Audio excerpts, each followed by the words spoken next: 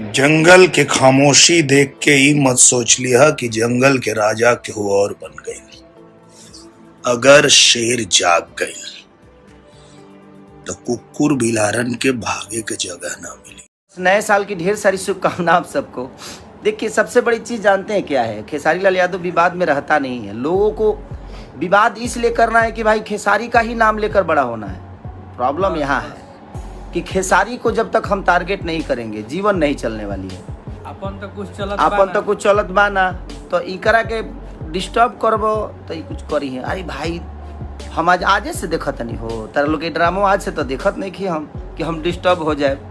अब एगो मुर्गी के पीछे पूरा भोजपुरी इंडस्ट्री पड़ गई बा। मुर्गी ना बुझाता जे लंदन से आइल कहनूर हो गई बिया। सच पूछे तो लंदन से कहनूरे लेके आए। तो दिल से प्रणाम है। और हमारे दिनेश लाल भैया भी जुड़े हुए हैं।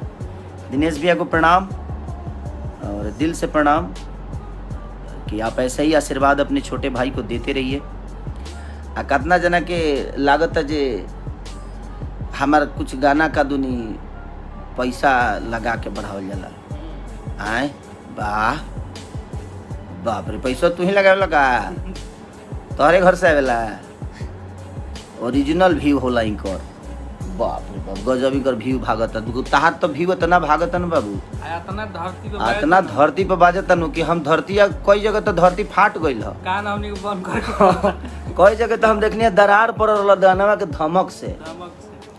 गजब भाई, इतना दिन जे यूट्यूब ना रहो ओ दिनों खेसारी अलगे रहले लोग के प्यारे के वजह से। तो लोग जेकरा के प्यार करला ओकरा के तारलो।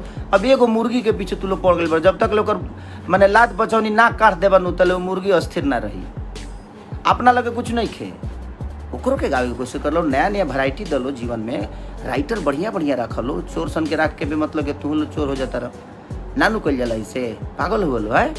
किसी के पीछे पड़ने से अच्छा है कि आप अपने कैरियर पे ध्यान दीजिए। आज तक ले तू लोग नए बड़ो काहे भाई? ये बतिया कह दे तो बुरा लग जाए सबके। हम केहू के पीछे पड़ी ले ना, हम अपन काम करी ले। हम कामे करके यहाँ तक ले पहुँचल बने। हम केहू के पीछे पड़ के नहीं पहुँचल।